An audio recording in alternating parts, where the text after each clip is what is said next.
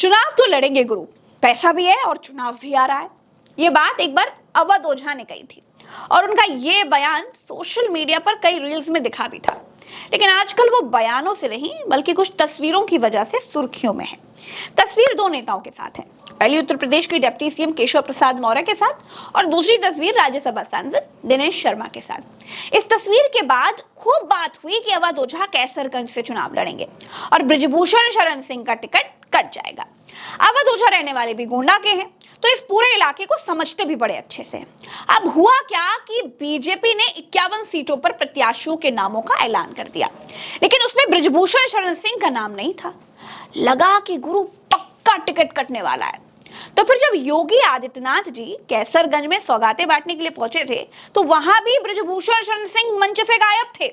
अब बृजभूषण शरण सिंह कोई हल्के फुल्के नेता तो है नहीं, अरे बड़े कद वाले नेता हैं, बहुत दबदबे वाले नेता हैं।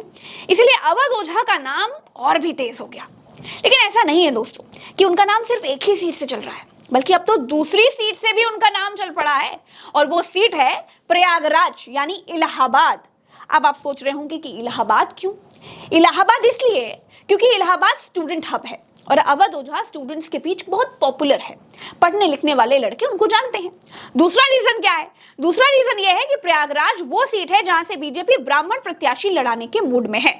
ईडी के पूर्व अधिकारी बड़े अधिकारी हैं, उनका नाम भी प्रयागराज से चर्चाओं में चल रहा है, वो भी ब्राह्मण है।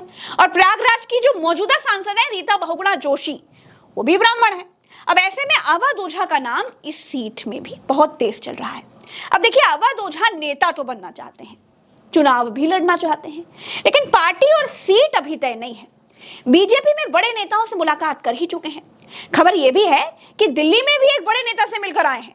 लेकिन बीजेपी अभी यह टटोल रही है कि अवध ओझा किस सीट से लड़कर जीत सकते हैं, और सिर्फ जीत ही नहीं, ज्यादा से ज्यादा फायदा बाकी सीटों पर कैसे दिलवा सकते हैं, इस पर भी माथापच्ची हो रही है। अब कैसरगंज में इस बात की भी चर्चा हो रही है कि अगर बृजभूषण शरण सिंह का टिकट कटा तो उनके बेटे को मिलेगा। ऐसे में अवध ओझा की दावेदारी प्रयागराज यानी इलाहाबाद से और भी मजबूत हो जाती है। देखिए, बीजेपी में वैसे तो टिकट देने का एक प्रोसेस है कि भाई जिले से 3 नामों का पैनल जाएगा, फिर स्टेट यूनिट की रिपोर्ट लगेगी और उसके बाद दिल्ली से ऐलान होगा। लेकिन ये मोदी शाह वाली दौर की बीजेपी है, यहाँ पैराशूटेड प्रत्याशी ज्यादा होते हैं। ऐसे में सारे कयासों को धड़ाम करते हुए अगर अवध ओझा टिकट पा जाएं तो ज्यादा हैरान मत होइएगा। अभी के लिए इतना ही, चलते हैं, नमस्कार।